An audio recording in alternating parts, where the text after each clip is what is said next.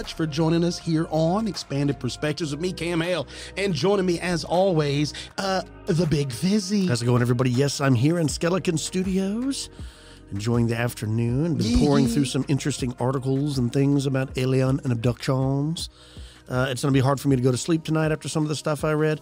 But, yeah, man, whatever reason, lately, the news seems to be inundated with sightings and stories of UFOs. It makes you wonder, is it all a big distraction from something else, or is it ramping? Is it ramping up and they don't have any way of controlling it, so they're just trying to get out in front of it a little by, instead of ignoring it, like coming out front? You know what I'm saying? Oh, I know exactly what you mean. Like when you mess up and you got to try to get out there ahead of it before your Wi-Fi finds out. Yeah, because, I mean, all the time. If you go on Yahoo or Bing or Google or anything, I mean, like, the headlines, there's always something about a UAP or a UFO. Man. It's just a crazy time. I never thought that this day would happen. Well, and also, here's another funny thing.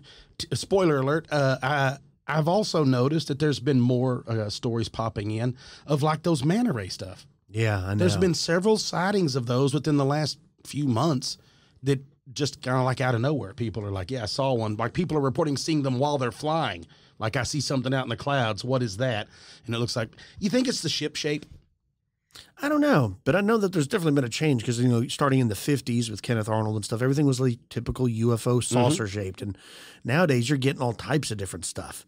I like to believe it's manta ray shaped so it can enter the ocean at a high rate of speed. Yeah, and when they upgraded the radars on these fighter planes, that's when they really started seeing them. It's not every once in a while they see them. Like, they're seeing them all the time. I think I heard where they were doing a test. They actually tested this. They put some, like, nuclear warhead devices on a little ship just to see what would happen. They did 18 different tests to see if any of those things would follow the ship, knowing that it was on there. And 18 out of 18, every single time, those objects followed the ship. It's like they can... So they know that it's on there. They have some way of scanning and knowing that whatever that puts off. But what do they want? Why are they so... It was probably a secret we were never meant to uncover, and now they're trying to make sure we don't blow our fingers off like a child with a firecracker. Yeah, well, and that's the other question is, like, we always assume that they're visiting here. Maybe they've always been here. We're just visiting. We're horrible neighbors. Yeah, that's the problem. Like, they've lived here. Yeah, we are terrible neighbors. But I'm still frightened by it because, you know how you break it down, it's still kidnapping, you know, and they do tests and they probe and they implant you. Well, doesn't it make you like rethink it? Like we always talk about, folks, where you rethink everything. Like I'm thinking about all the stories people were laughing whenever Travis Walton came forward about Fire in the Sky. Well, now you got to be like, oh no, it happened. Absolutely. You start thinking communion, as bad as it frightened you as a child. Funny you brought up Travis Walton and communion because I get into the segment. I talk about both those cases. Yes. Because they're classics, right? I mean, you got the classics, Betty and Barney Hill. Yep. You got the Travis Walton. You got the Whitley Strieber. Whose granddaughter's a good MMA fighter. That's what I've heard. Yeah. Angela Hill. You know, if they're coming forward with all these UFOs and we're acknowledging that they're real, then you have to assume that the abductions are real as well. Yes. It's just wild because I never thought I'd live to see this. Like, I'd be just as shocked if we had like a real Bigfoot. You'd be like, oh, well, I always wondered. Now I know there's no more wonderment. And what's crazy is that I guess for so long people thought if the government ever told the people that this was real, that we would freak out. It'd be Armageddon and stuff. Nothing's happened. Everybody's like, yeah, pretty much what I've always thought. Same thing with Bigfoot, right? I'm assuming if it ever was discovered, people would be like, huh. Yeah, guess it's true. I guess it is true. Well, and just like that with the whole thing, it's funny that we didn't need, and we still do not need the government to tell us anything, right? We don't need them to just say, yes, it's real or no, it's not. We've all known it. We just wanted them to admit to it. And now, of course, they've admitted to it. And what I will say, yeah, I agree with you 100%. And it's because of the popularity of the television shows. If you turn on Sci-Fi Channel, you turn on History Channel. I mean, like, there's paranormal shows all the time, right? Whether it's ghost hunting, whether it's Bigfoot, whether it's ancient aliens, it seems to it's ramping up. It's becoming more popular. Look at the popularity of podcasts. Tons and tons and tons of podcasts. And because of that, people are no longer scared to come forward and be a whistleblower. I mean, can you imagine your grandpa's generation of a fighter pilot coming forward and talking about stuff he's supposed to keep his mouth shut about? No, absolutely they would go to their grave and Yeah. just not tell nobody, not even their wife. Yeah. These whistleblowers are coming forward and saying, hey, look, Congress, these things are out there. They're keeping it from you. They're everywhere. It's so crazy. It is crazy. In lines with that, I got a pretty crazy story sent to us from a listener. Yes. Check this out. It says, on June 3rd, or maybe the 4th, 2011, I was camping with a good friend of mine. We had hiked approximately 12 miles into the Lost Creek Wilderness area, following the Colorado Trail from where the Section 4 starts at Wellington Lake Road. We reached what is referred to as the Meadow and decided to set up camp for the night. The elevation gain had been significant, and we were pretty beat. Well, I was beat because I wasn't in the greatest shape for backpacking in the back country. I feel you, brother. When we went mule deer hunting in Arizona, I thought I was ready till I was actually out there in the elevation. You're like, no, I ain't ready. Preach it. We got to camp, set up, gathered firewood, and ate our dinners of dehydrated mountain house food. Done that. Word. As it got darker, we got the fire going, and we're standing around talking. The sky was super dark. The only sounds around were from the campfire and our own voices. I remember that I could see more stars than I ever had before. The light pollution was incredibly low. My friend and I were working for an aerospace company and started talking about the satellites we had been building and wondered if we could see any of the satellites in the super dark sky. We didn't have to wait long. We were able to see one after another. We could see so many that eventually the novelty of it wore off. We stopped watching the sky and were facing each other talking about regular life, when out of nowhere, we were completely encircled by an intense beam of light. The light formed a perfectly circle pattern around us on the ground. Part of the beam was in the trees next to us, but because of the pattern, the light had to have a point of origin directly above us. There was no oval in the beam pattern as if the beam came from a side. It was perfectly centered on us. This beam was probably like 10 to 20 yards in diameter. It was incredibly bright. It was a cool white color, like a 5600K LED light. There was no diffusion of light at the perimeter. It was incredibly defined. My friend and I were completely illuminated and were staring right at each other. We just kind of froze. The beam lasted about 2 to 3 seconds.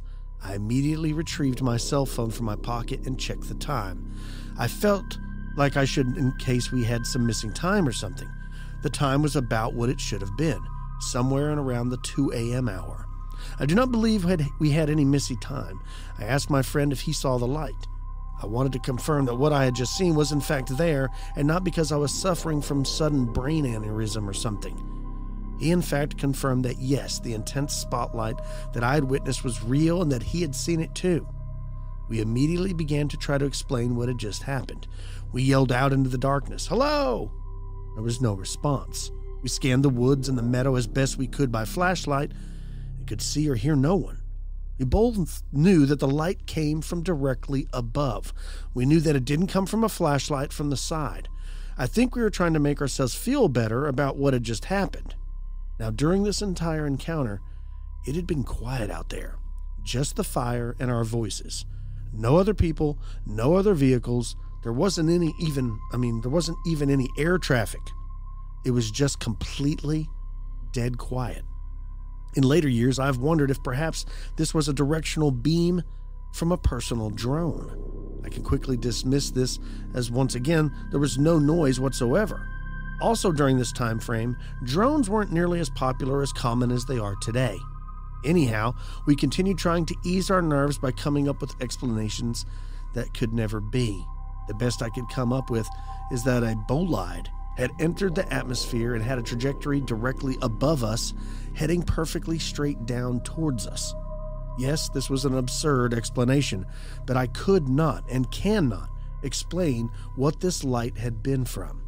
I'm still completely baffled by this. There are times I will message my friend out of nowhere and ask him if he remembers this event. He clearly does remember and responds with something like, "Oh, you mean that night we got probed? Of course I remember." The probe talk is just in jest, but we clearly encountered something that night. I will forever wonder what illuminated us so incredibly bright that dark, quiet night. I would love to know, but maybe it's better that I don't. Jeff. Wow. What could it have been? It had to be a UFO. Yeah, 100%. What could be, because if it was a helicopter or a drone or a plane or something, you would hear it. Mm-hmm. But isn't that a wild story? I wouldn't want to know either. Like we've talked about, I'm like, man, I don't know that I'd want to know this. I wouldn't either. And Jeff, I definitely think that you guys were abducted. You just don't remember it. You didn't experience missing time. I don't know. I don't know how it works. I hope I never know how it works. Yeah, I don't either. But I know that If next time I'm anybody has to camping, get abducted, though, I hope it's Kyle. don't say that. Don't put that out there. Don't put that out there. If the aliens are going to take someone, I hope they take Kyle. Listen to this, folks. RK writes this. This happened back in February of 2005 in Kosovo. Now, this kind of goes back to what I talked about when I was bringing up more of the military stuff involving Bigfoot. This is an American contractor, right? A civilian contractor in Kosovo in 2005. Now, this is what was reported. It says, I was stationed at the Ford Observation Base in Kemencia as a civilian contractor. I was driving one morning from the FOB to Camp Monteth to do a distribution run and pick up laundry and such. Halfway to Camp Monteth, you drive through a heavily wooded and hilly region, but not all that big and still somewhat populated. Hard for me to describe an exact location unless someone is actually familiar with this area. But about 2 miles before you pass a restaurant called The Planet, I witnessed a hairy hominid coming down a fairly steep slope and then crossing the road in front of the vehicle going from my right to my left side. Now, nothing like what you hear from the American version of Bigfoot. So not sure what to call it, so we'll just stick with hairy hominid. Anyway, this hairy hominid was only around 5.5 feet tall. Only an estimate, as I was in a four-wheel drive that sits kind of high. It was slender, bipedal, reddish-colored hair, heavily matted around the buttocks and front groin area. Its hair is longer on the head than on the rest of its body. Now, the rest of the hair is 3 to 4 inches in length. The profile of the face is flat and dark. Hands were also black. Did not get a good look at the feet. No visible mammaries or other aids in helping determine the sex. The sighting did not last too long, and there was also the shock factor involved. Now, trying to be as detailed as I can, I only saw the profile of the face, but it was fairly flat and dark. I saw the hands, but didn't get a real good look at the feet as it moved quickly in front of the vehicle to cross the road and then down a slope into the valley. Now, the hands were dark, like I said, much like its face, so I'm assuming the feet were the same. I was curious after this happened. I was afraid of ridicule from my workmates and feared for my security clearance, so of course I kept quiet about it. But after finally talking to my wife about it, I feel like I could share this with open-minded people. Does anyone know of any hominids or have a history of sightings in the Balkans or around Kosovo? I tried an internet search and came up empty. I hope I was thorough enough or detailed enough. Thanks, RK. It's the Almasty. Sounds like it. Right? Isn't that from the Balkans? Yeah, sounds like it. I mean, but imagine that. Like, it's like we always discuss. If you're, for some reason, if you're in certain parts of the world, hominids or something paranormal you could see makes sense, right? It does, yeah. But when you see something there, you're like, that's not supposed to be here. Right, right. So that's something that it would stand out instantly. That's like driving down the road and you look out and then all of a sudden there's a giraffe in somebody's field. You're like, instantly you know. That's the same feeling. Right. Can you own a giraffe? Well, we're in Texas, man. You can own tigers. Of course you can own a giraffe. I wonder why more people don't have them. Probably because it's hard to feed them. Maybe. I don't know. Maybe. Where would they wear the necktie? Have you ever seen that? Is it like up around underneath their chin or all the way down against their chest? Down by their chest. That's what I think. Toys R Us guys used to wear neckties? Yeah, I believe so. That's Joey. Wasn't that his Jeffrey. name? Jeffrey. Yeah, that's it. Jeffrey. Yeah, there you go. Well, let's take a break, folks. And when we get back from the break, I'm going to be talking about some alien abduction stories. Stick with us, folks. You're listening to Expanded Perspectives.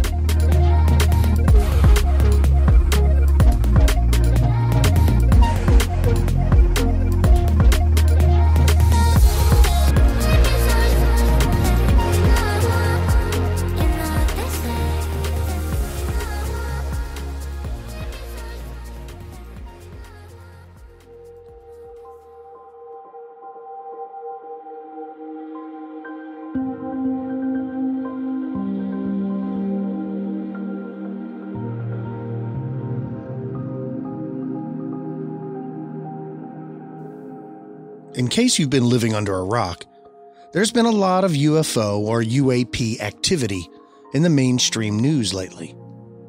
Dozens of new photographs and videos have been released by the government, and some of them are pretty spectacular. Recently, a former military intelligence officer turned whistleblower told House lawmakers that Congress is being kept in the dark about unidentified anomalous phenomena known as UAPs, alleging at a hearing that executive branch agencies have withheld information about the mysterious objects for years. The man's name is David Grush, who served for 14 years as an intelligence officer in the Air Force and National Geospatial Intelligence Agency. He appeared before the House Oversight Committee's National Security Subcommittee alongside two former fighter pilots who gave first-hand experience with UAPs. Grush served as a representative on two Pentagon task forces investigating UAPs until earlier this year. He told lawmakers that he was informed of a multi-decade UAP crash retrieval and reverse engineering program. During the course of his work examining classified programs, he said he was denied access to those programs whenever he requested it, and accused the military of misappropriating funds to shield these operations from congressional oversight. He later said he interviewed officials who had direct knowledge of aircraft with non-human origins, and that so-called biologics were recovered from some of the crashes. Members of both parties questioned how Congress should go about investigating the remarkable allegations, a reflection of the increasing willingness by lawmakers to demand the executive branch be more forthcoming about the phenomena.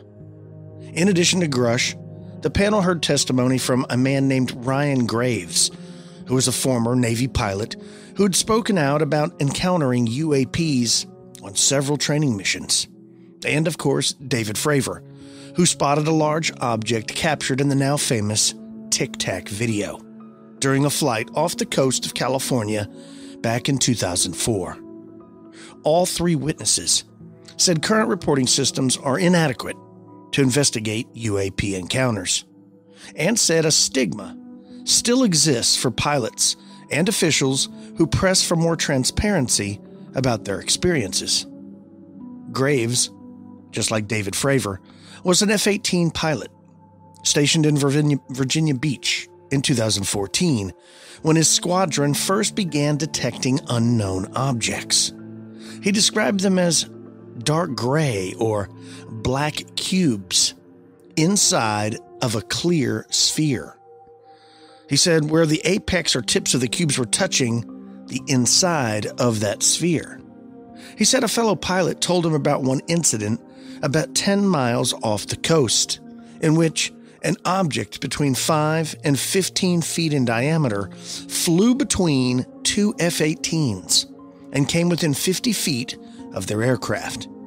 He said there was no acknowledgement of the incident or a way to even report the encounter at the time.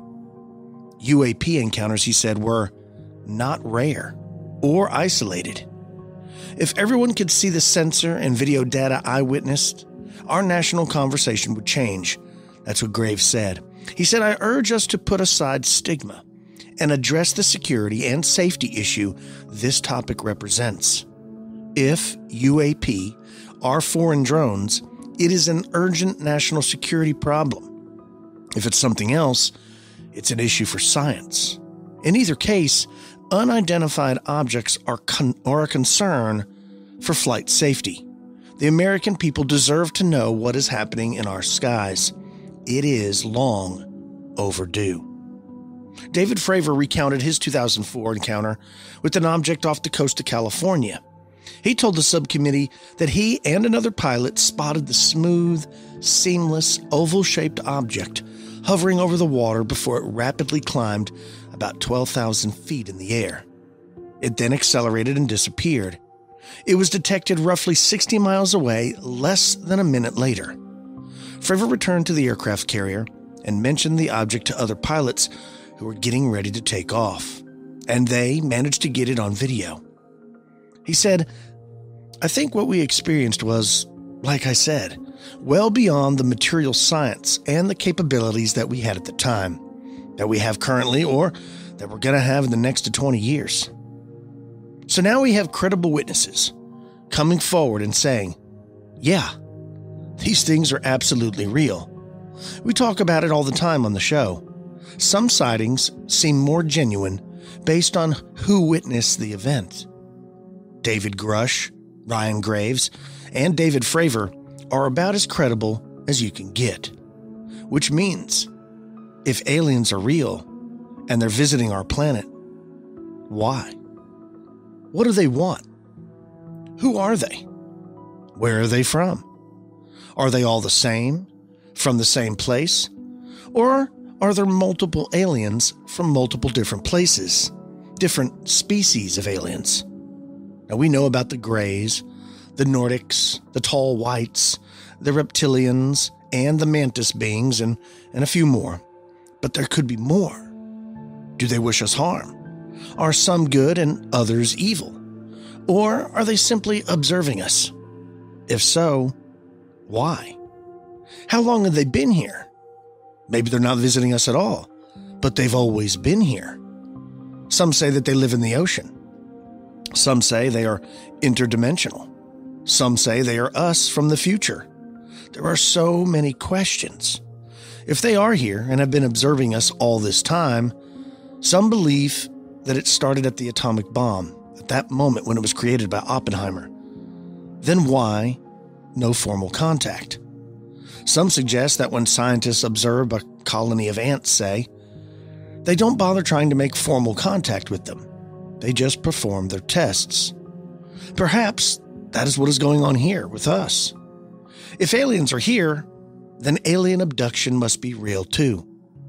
One of the first widely known alien abductions came about on September 19th, 1961, when a couple from Portsmouth, New Hampshire, were driving home one evening from their honeymoon in Montreal.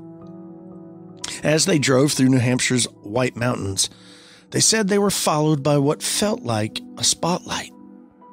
Eventually, they pulled over and said they spotted a ship floating above their car. They were kind of enveloped by this light from the ship that they had seen, and they kind of blacked out. When they came to, they said they were in their car, miles down the road, and couldn't remember the last 2 hours. They got home, and there were some mysterious marks on their automobile. The zipper on Betty's dress was torn and stained. The strap on Barney's binoculars were broken. For the most part, the couple kept the story quiet. But after experiencing nightmares and anxiety, they turned to hypnosis to see whether there were any suppressed memories of that event. It appears there were. The hypnotist recorded the session in which Betty and Barney recalled boarding a saucer-like aircraft and were taken into separate rooms to be physically evaluated. The recordings were eerie, as Betty was terrified by the creatures and the experience. Eventually, a Boston reporter picked up the couple's story, and readers went crazy to learn more. A reporter later said they went public basically to try to own their story before they were thrust into the limelight without their permission. Before the Hills came out with their claims over 6 decades ago, stories of alien abduction were far different and bordered on non-existent. Most appeared to be about more casual encounters, where the extraterrestrials were friendly. After the Hills captured national attention, abductions almost all came to include issues, including medical experiments and invasions. The stereotypical wide-eyed, gray beings and plate-like UFOs described by the Hills also went on to become a benchmark for other alien sightings for decades to come. More and more people started coming forward about alien abductions.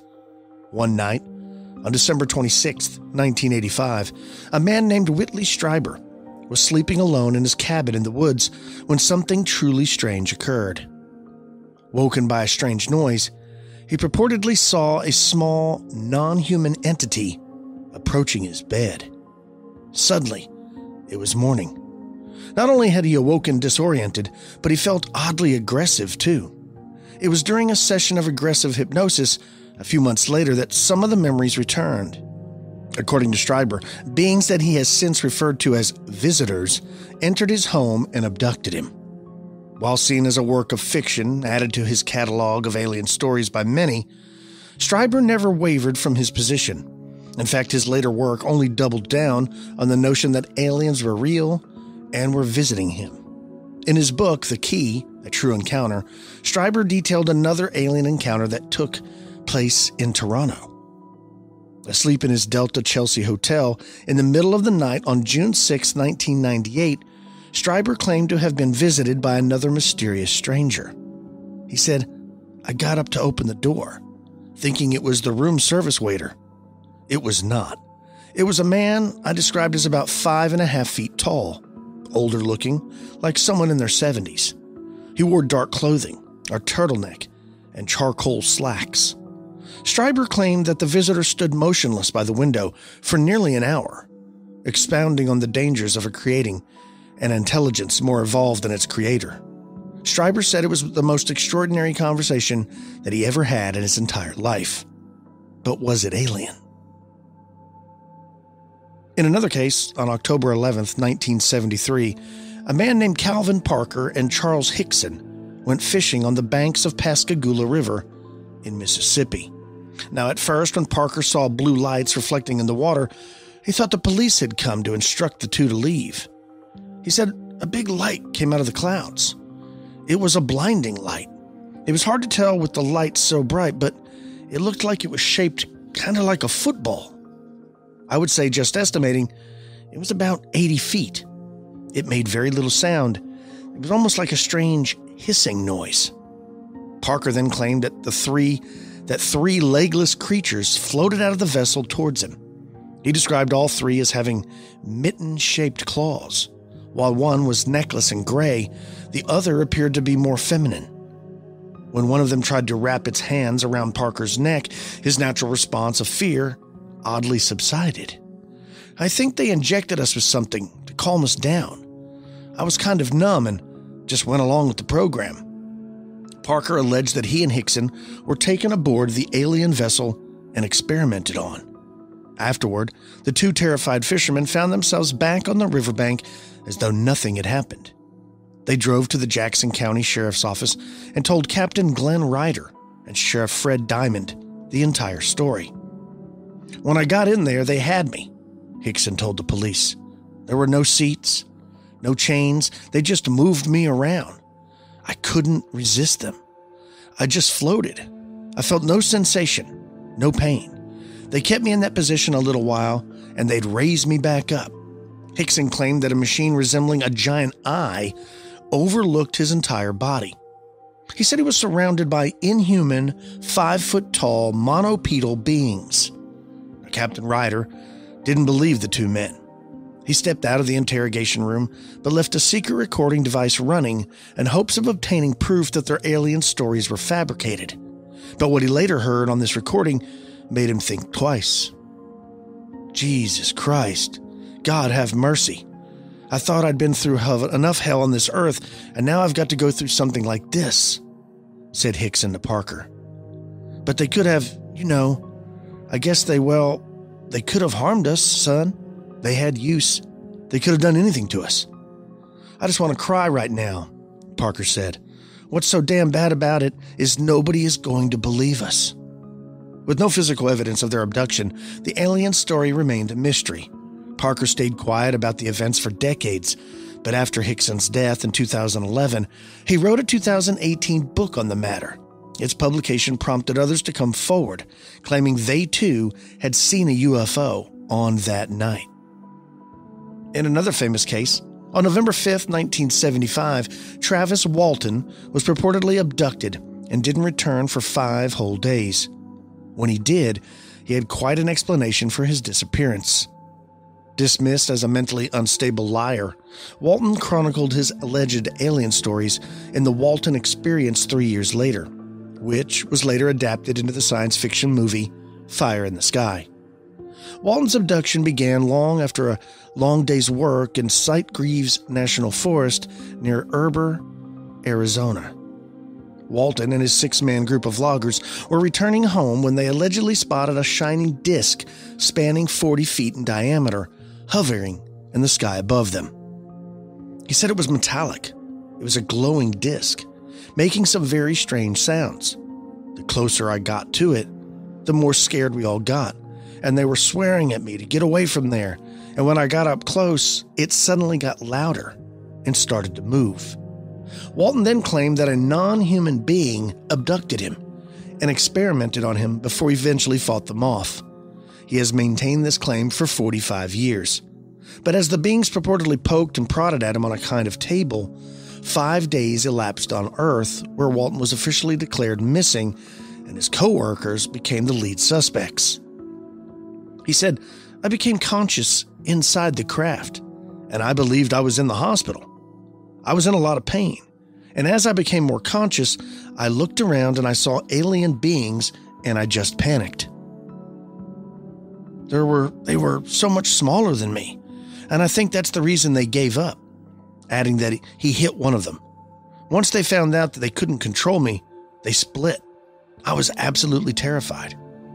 Meanwhile, Walton's colleagues were questioned by authorities, and when Walton miraculously reappeared, a full-scale investigation was launched that included polygraphs, psychological evaluations, and physical examinations. For 5 days, the authorities thought he'd been murdered by his co-workers, and then he was returned. All of the co-workers who were there, who saw the spacecraft, they all took polygraph tests, and they all passed, except for one, and that one was inconclusive. In the end, the Walton case remains as inconclusive as all these alien abduction stories do. Curiously, however, later research conducted at the site of Walton's abduction showed an unusual growth rate in the trees where the craft had allegedly hovered. The trees near this site were found to be producing wood fiber at a rate 36 times greater than they had in the decades before. Which leads me to another strange tale.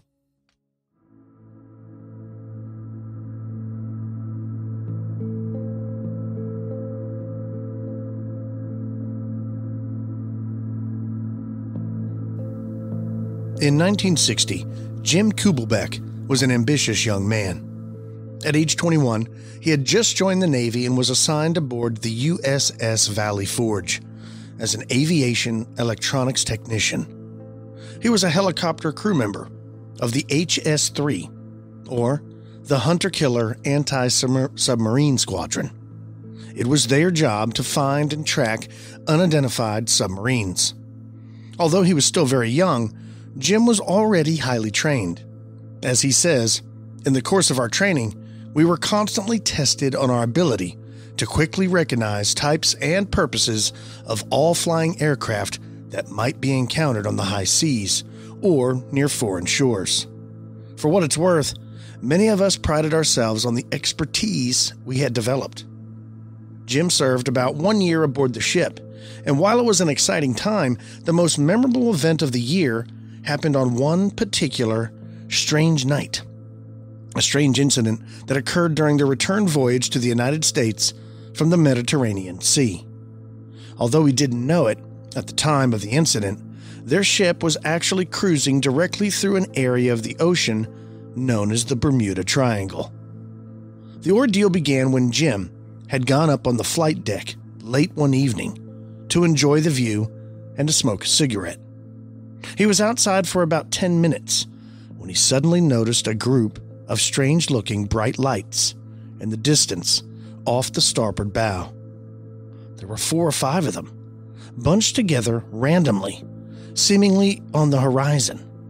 They were reddish-orange and pulsated both in size and brightness. As a trained observer, Jim made a few instant assessments.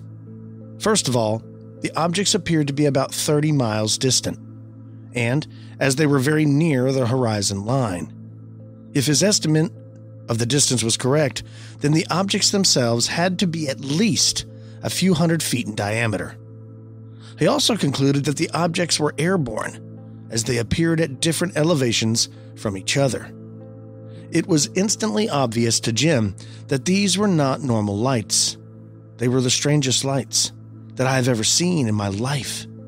The best way I can describe them is that the lights themselves seemed to be a pulsating, breathing, living thing. They increased in brightness from a low to a dazzling bright level. I watched them for some time, trying to analyze what they could be. I've never seen anything like that in my life. Jim quickly went through the list of what they might be and discarded each one in turn. Helicopters, airplanes, weather balloons, flares.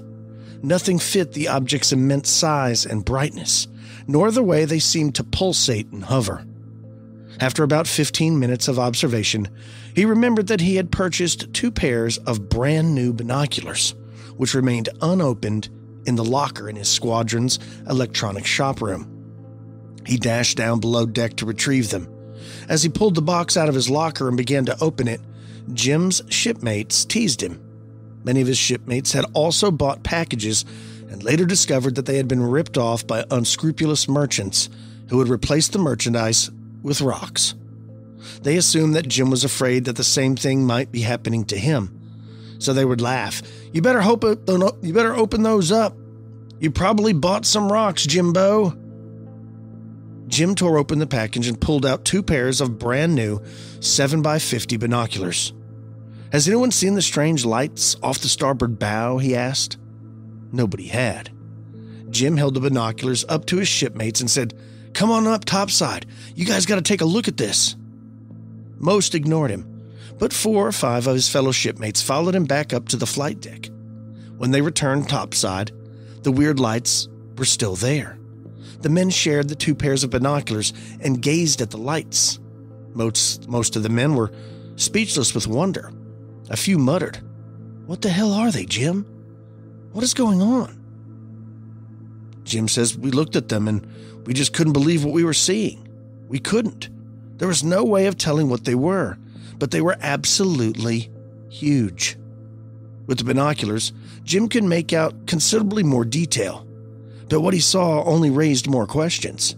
He was able to see that the objects were, in fact, slightly closer than the horizon line, which put them at a distance of less than 32 miles. While their exact size and distance remained indeterminable, without a reference point, Jim was more puzzled by the weird lights themselves. As he says, they were huge. They pulsated and glowed slightly when not changing color. The colors, man. They started in the center and flowed outside in stages. They moved in relation to one another. They were controlled and appeared globe-like. There was no reflection on the water either. They were very bright but did not illuminate the ship or the area where we were standing. There were no shadows behind us. We had plenty of time to observe them, but all we could do was speculate and guess at what they might be. At some point, Jim and the others began to wonder if the officers up on the bridge were also observing the objects. They had to be aware of them, he thought. He knew that nobody was authorized to call the bridge unless it was an emergency. But as he looked at the lights, he made the decision. He told the guys to wait while he went back to the shop and called the bridge. The bridge watch officer answered the phone, and Jim asked him, "Is there something going on? What's off the starboard side of the ship?" The officer replied, "I don't know what you're talking about. Do you see those lights off the starboard side?" The officer replied, "I've not seen anything unusual." Jim knew that this was impossible, and with his irritation mounting, he asked, "Let me speak to someone else on the bridge." The officer hesitated. "I'm here alone." Jim was dumbfounded. This was an obvious lie. The bridge never had only one person on it. It was an utter impossibility. He was clearly getting the runaround from the bridge crew. Disarmed, he hung up the phone and returned to the flight deck. The lights were still there, pulsating. By this time, the men had noticed other strange effects. Jim said, "They were unlike any lights I'd ever seen before or since. When one looked away from them, just a short angle, it seemed they could not be seen out of the sides of one's eyes despite their brightness. They seemed to be no peripheral vision reception on our part. They could only be seen when looking directly at them." Now, while nobody brought up the word UFO, it was clear to everyone that the objects were unidentified and not human-made. They also appeared to be intelligently controlled. Jim looked at the lights and then back at his fellow shipmates. He decided that they all deserved a better explanation from the bridge, so he returned again below deck. This time, when he spoke to the bridge watch officer, he gave his name, rank, service number, and squadron commander's name. He again mentioned the strange lights off the starboard side of the ship and asked, "Are you guys seeing what I'm seeing?" The officer replied, "Look, we're damn busy up here. We can't talk to you right now. We'll get back to you." Jim hung up the phone and ran back up to the deck. By now, the crowd had grown to at least 10 men. Everybody was staring at those lights, including at least 4 of Jim's close friends aboard the ship. At this moment, the ship made an abrupt 90-degree turn to port. This maneuver was highly unusual and was clearly connected to whatever was happening. The maneuver put the lights directly behind the ship. At this point, the lights disappeared. Suddenly, just like that, the lights randomly and slowly pulsed out, and they were gone. No burst of speed, no fiery trail, no blinding flash. They just silently disappeared. So everybody was just baffled. We couldn't believe it.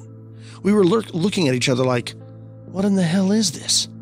We were taught to identify aircraft and that kind of stuff, and these were not aircraft. Everyone seemed mesmerized. There was little talk about the incident. Instead, they all returned below deck to their respective stations. That evening, Jim lay awake in his bunk, thinking about the experience and what it might mean. It was a long time before he was able to fall asleep. The next morning, after he woke up, the first thing Jim thought about was last night's encounter. He got some breakfast and obtained a Valley Forge's daily news heat, which was printed each morning. He felt confident that it would offer some mundane explanation for the spectacular sight they had all witnessed. Jim said, to my surprise, it was not even mentioned. I had to fly that morning for about 2 hours, and all I could think about was that, for the first time in my life, I had absolutely no explanation for something that I had witnessed. I also felt that there was something else that I just couldn't seem to put my finger on, and it just wouldn't come to me. Unable to get the experience out of his mind, Jim decided to call the bridge again and see if he could get any more information. Jim explained to the bridge officer that he had called the evening before about the unusual lights off the starboard side of the ship and gave the time of his call. The officer replied, "We have no record of your call, and there must have been no unusual observations because there's nothing in my entries or logs. May I have the name of the officer who was on watch duty? Is there a chance I can talk to him?" "Well, I don't know," the officer replied. "I'll have to get back to you." "When can I call you back?" Jim asked. "Call me back in a few minutes." A few minutes later, Jim was back on the phone with the bridge of the USS Valley Forge. He again explained his request to speak with the officer who had been on duty last night and asked if he could have the location of the officer. The officer on the phone replied, "He's been transferred. He's off the ship now. He flew off this morning on a mail plane." Jim asked the officer the reason for the transfer. The officer replied, "He's going on leave for 2 weeks. He will not be returning to this ship." Jim hung up the phone in disbelief, as he says, nobody has flown off an aircraft carrier at sea for the purpose of going on leave. He returned to the shop room. Frustrated and bewildered, he seemed to be the only one concerned about what happened. Nobody else was even talking about it. Then something happened which Jim still has trouble explaining. He swung open his locker to retrieve something. At this point, his crewmates, the same ones who had observed the UFO with binoculars just last night, saw the open box that had contained the new binoculars. They said, "Ha ha, look, Kubelbeck. Couldn't stand it. He just had to find out if he bought a rock." Jim turned to them in confusion. "What?" he asked. "You couldn't stand it," they replied. "You know gosh darn well there was a rock in that box. You just couldn't stand it, could you?" "What the hell are you guys talking about?" "You were using them last night with me, on the flight deck. What in the hell are you talking about?" The man looked at him with confused expressions. At this point, Jim got a real shock. He asked them about the sighting last night, and nobody, not one of them, seemed to remember. Of the 10 men who had observed the strange lights, only 2 had any recollection of whatsoever of the event. Everyone else had the event completely erased from their memories. Jim said, "It annoys the hell out of me to this day. Some of the guys did not remember watching these objects with my binoculars. They were not lying. They did not remember. There were some of the same individuals who had used them the night before in an attempt to help me identify what we were looking at. To this day, I'm convinced that they had lost their recollection of the events of the previous evening. It was as if it was blocked out of their memory. And to this day, that just baffles the hell out of me." Thankfully, he found 2 friends who did remember the lights. All 3 of them were completely mystified why the other crew members couldn't or didn't remember. Jim thought about the experience all day. He said something was still bothering me, but I didn't know what it was. As far as the lights were concerned, I concluded that even if I never was to discover what they were, it was still an experience I was glad to have had. At least no one could take that away from me. Still, there was something in the back of my mind that I couldn't put my finger on. After completing his assigned duties, Jim had some free time before going to bed. He decided to go again on the flight deck. Who knows, he thought, maybe there'll be a repeat performance. Unfortunately, the objects did not show up. Disappointed, Jim returned to his bunk and decided that he would have to be satisfied without having any explanation for the weird events. At least he thought he would have an interesting story to tell his parents when he returned home. Then, just as he was about to fall asleep, it happened. Jim had a sudden flashback to yesterday evening. Jim said, "Just as I was dozing off, I jumped awake. I was suddenly aware of what had been bothering me all those last hours. It was my dream the night before. I jumped up, got a pen and paper, and started to write everything I could remember. It had all been so real, and when it came back, it was so vivid, I remembered every detail and every word. This dream was like any other dream Jim has ever had before or since. He now speculates that the ETs were attempting to make contact and decided to do it through the dream state. Or perhaps it was the memory of an actual encounter. What follows is Jim's recollection of his dream as he wrote it down word for word. The dream started by finding myself sitting with a group of older men, civilians, being asked what qualifications I had that allowed me to even be there. I remember thinking I had better pull a pretty good bluff because if I didn't, they would dismiss me. And from the formulas on the blackboard, I knew that the discussion about to start was one I didn't want to miss. I felt like a spy. I quickly said that my greatest qualifications were that I think and dream about things that have not been dreamed of. If they had no room for that type of thinking, I said, I would be glad to leave. I held my breath, fearing that I had been discovered, but I was told to stay. I sat down. It felt good. At least sitting down, they couldn't see my knees knocking. I had pulled it off. Now maybe I would find out what was going to be discussed before they discovered an imposter in their midst. I knew that either way, no matter what happened, I'd have one heck of a good story to tell sometime to a couple of guys in the squadron over a few beers. Only then did I realize that these men were actually civilians. Suddenly I wondered how I got there. Before I could stand up and leave, someone said, "Can you elaborate, Mr. Kubelbeck?" Elaborate, I thought. I don't even know what I'm doing here. And they want me to elaborate? I was trapped. And they even knew my name. I remembered a discussion I had recently with the crew members, so I started to repeat it. I began, if it had not been for the discovery of gasoline and the invention of the internal combustion engine, would the world be much different than it is today? Would we not have automobiles or locomotives or aircraft or other powered craft? We most certainly would, because all inventions have been generated by need. The need existed to improve upon animal-drawn carts, and man has been endowed with the ability to improve on anything. The steam engine was just one step up, as was the gasoline engine, the diesel engine, the reciprocating aircraft engine, the jet engine, electric motor, and so on and so on. If none of these portable types of power sources had been discovered or invented, other sources of power would have been. Invention is the result of need. These other possible power sources might have been far superior to anything that has been invented. But man is slow to evolve, and instead of searching for superior discoveries, he strives to improve upon only what his fellow man has already invented. Rather than dream, he accepts what already exists. If only man were taught to think for himself and learn to dream, his dreams could become reality. What man is capable of envisioning, even in abstract ways, can become concrete reality. Man is only limited by his own self-imposed limitations. "This was me speaking," one of the group said.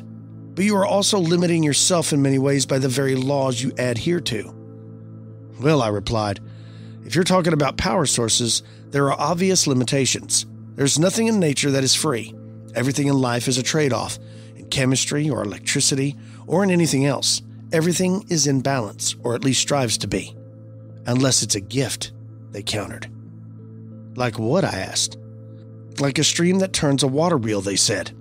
"Much more energy is expended by the water than can be recovered by the work of the water wheel. But it doesn't matter because there is more available for free." "So," I said, "if there were floating streams everywhere, we'd have no problems. But such is not the case." They said I was contradicting myself already. I had just said that if other power sources had not been invented, then others would have been found. You have momentum. There is the sun, magnetism, centrifugal force. There are an endless numbers of forces. Do not limit yourself by what you have been told. Such limitations are negative in nature. If you think something will work, it will work." I replied, "Well, if that were true, then all these things are possible. But to change man's concept of limitations would take thousands of years. Many of the people I've met can hardly handle intelligent discussions, and now you say they have to change their thinking? You can do your part. Everyone can change the world in some way. Everything affects everything. Remember that. So it's a slow process. It makes no difference. 5 minutes is like 5,000 years. So I should invent a power source and change man's thinking. Is that what you're saying? If you desire it, you can do it. What you have to do, you will do. You will have other priorities for a time, but you will know when the time is right.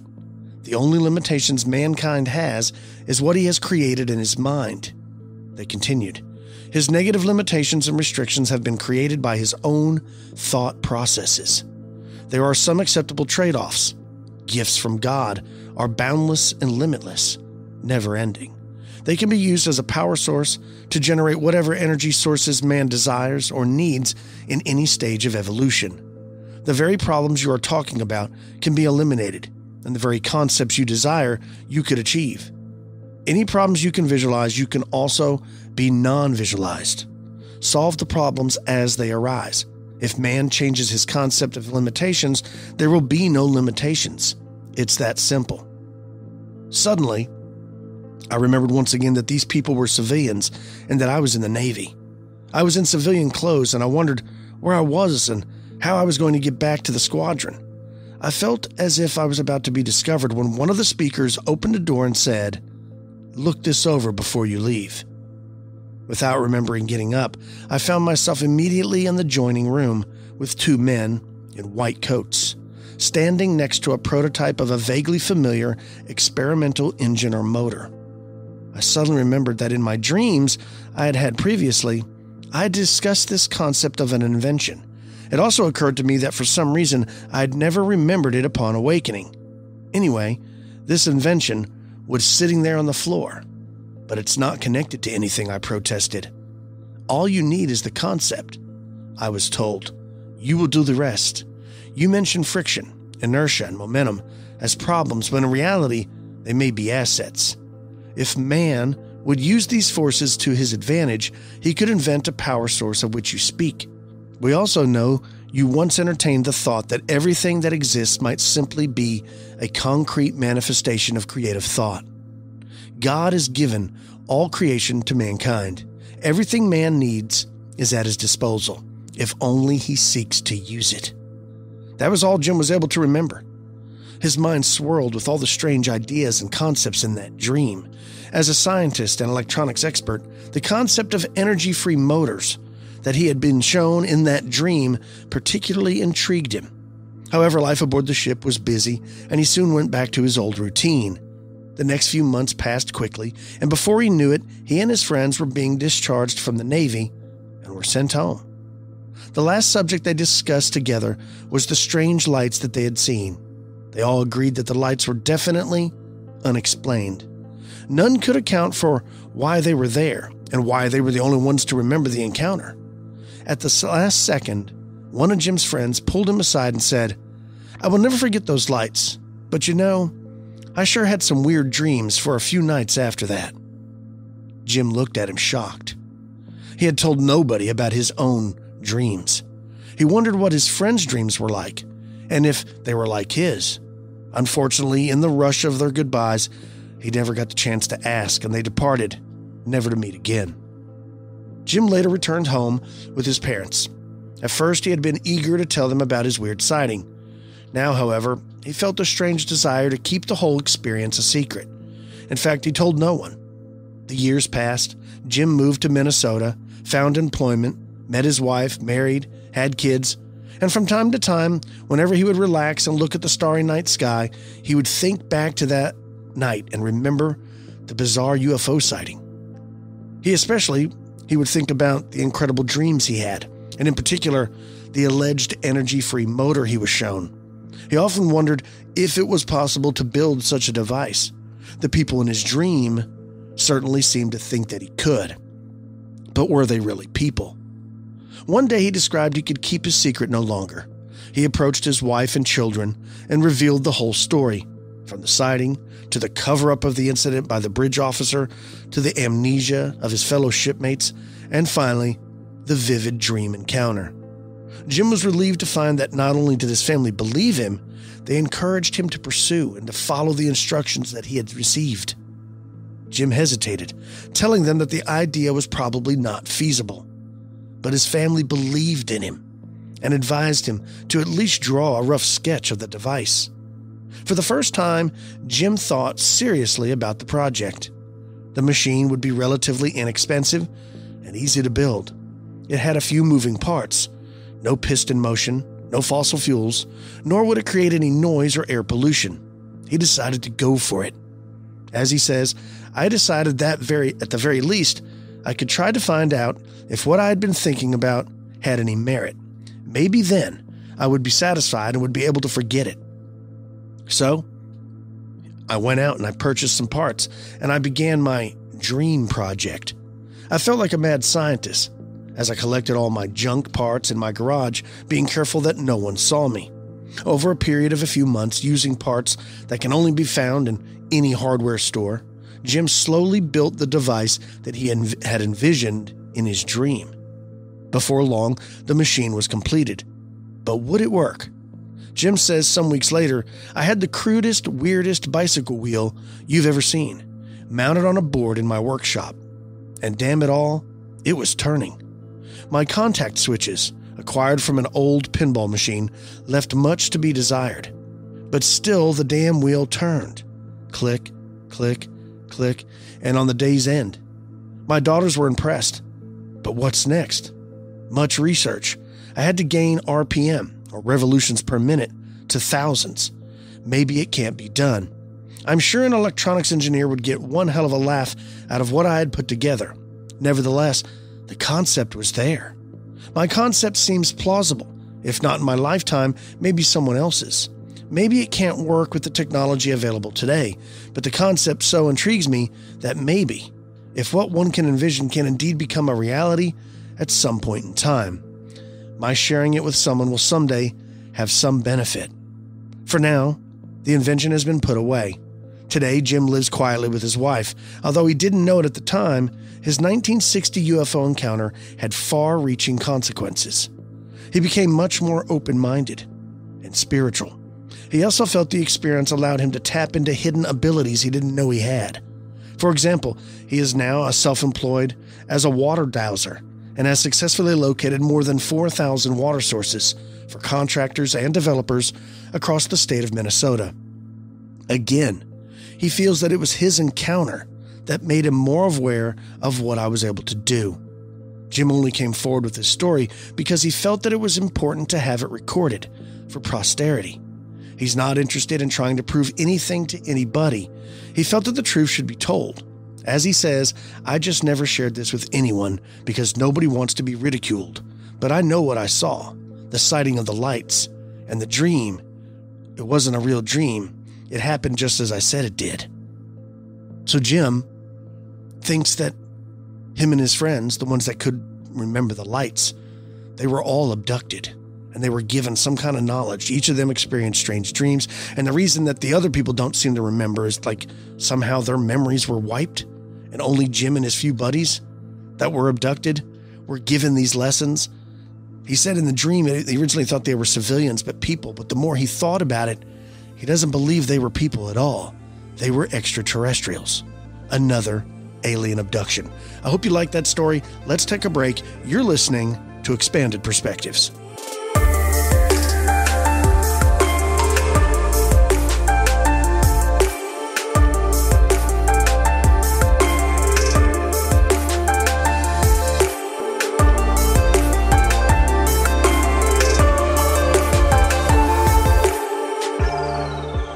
And we're back with Expanded Perspectives. I've got a ton more I'm going to be getting into on the Elite Show, but Alien Abduction, it seems to be a terrifying yet compelling set of circumstances for people.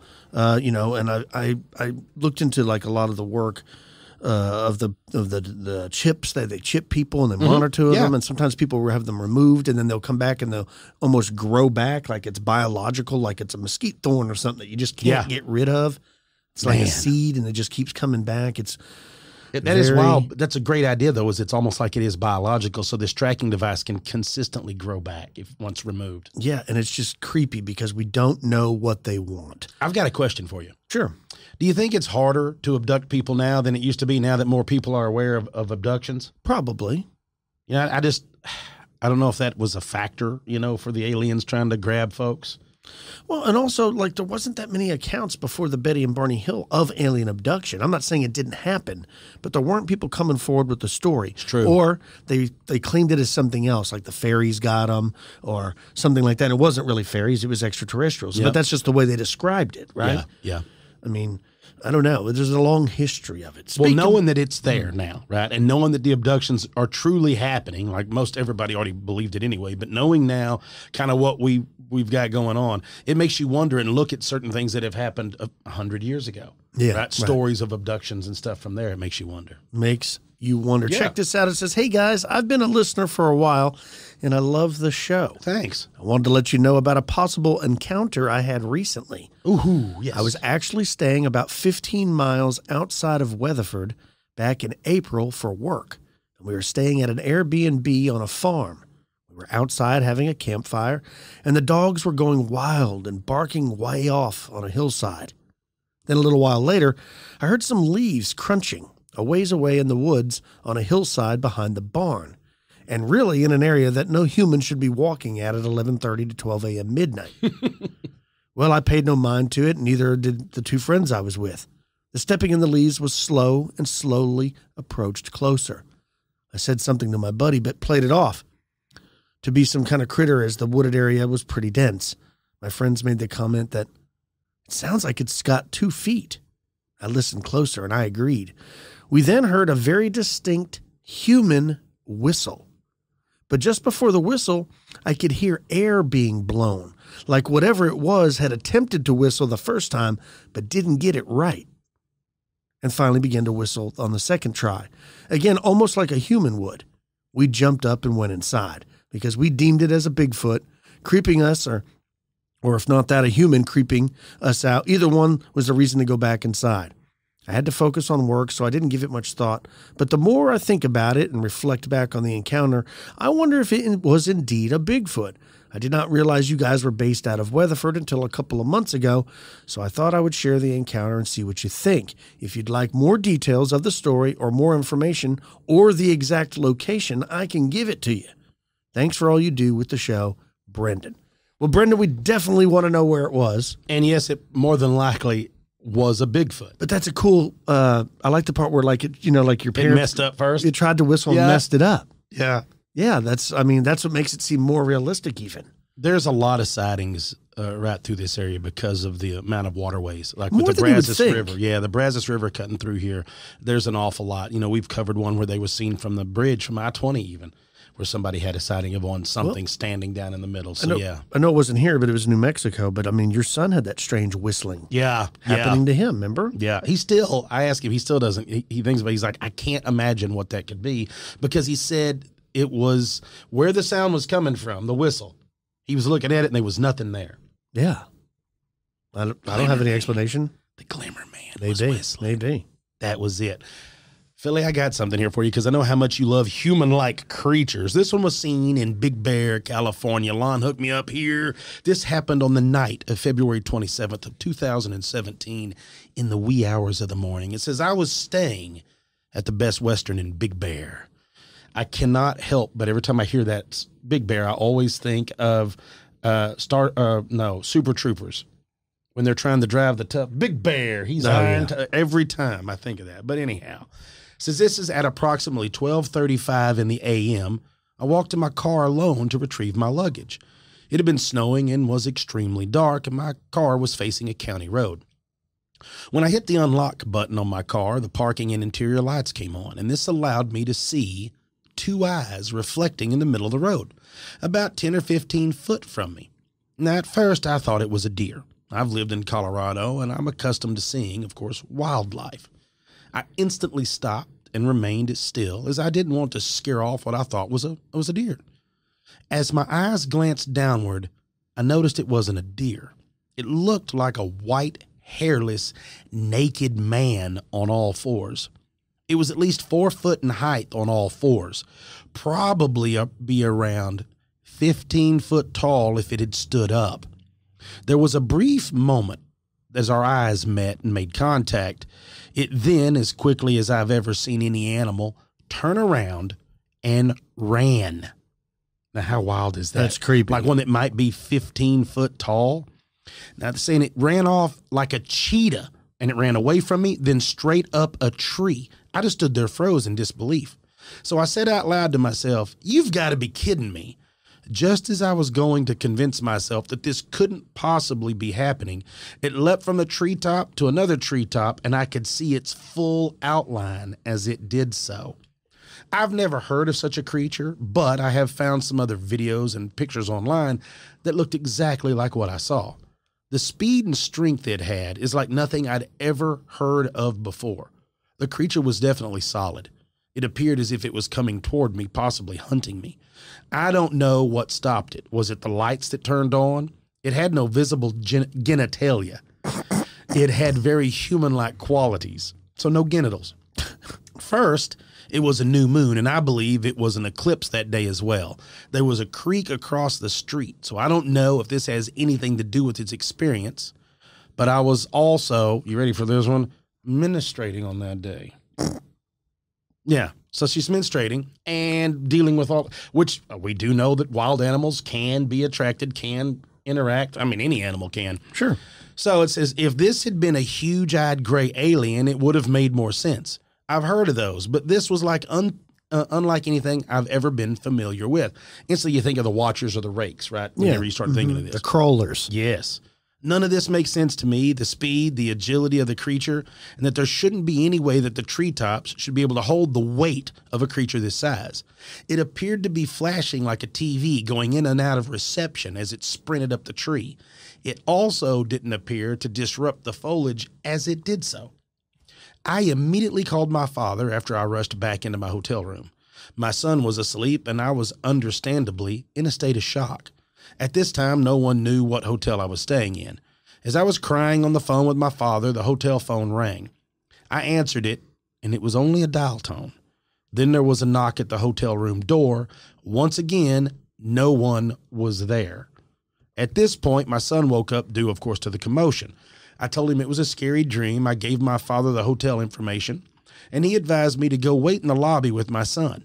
So as we're leaving, there's another knock, but it was at the back sliding glass door that went out onto a private fenced-in patio. This was a one-time encounter, and it's unfortunate that I still live in fear of this experience. I was raised a Christian, and this humanoid doesn't fit into any category with which I am familiar.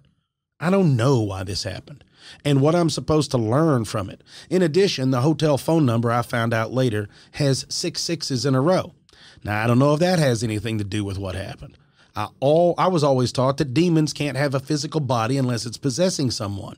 So I can't imagine it flying a spacecraft due to its primal manner. Is this a trans-dimensional being? Is this a Nephilim? What was it going to do? Is it going to come after me again? Why didn't it do what it set out to do the first time? All of my previous beliefs about the world and the way things worked have been tossed upside down.